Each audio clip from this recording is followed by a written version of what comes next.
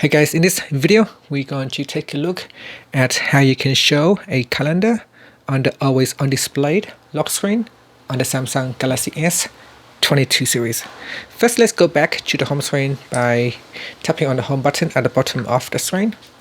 On the home screen, swipe down at the top and tap on the settings icon. In settings, go down and tap on lock screen. Then tap on always on display. At the top here, make sure that you turn on always on display. Then go down and tap on clock style.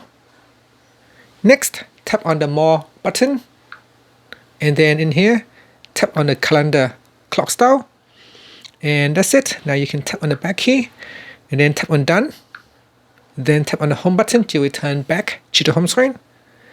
Now lock your screen and always on display will turn on with a calendar showing on the always on display lock screen. And that's it. So that is how you can add a calendar to the always on display lock screen. Thank you for watching this video. Please subscribe to my channel for more videos.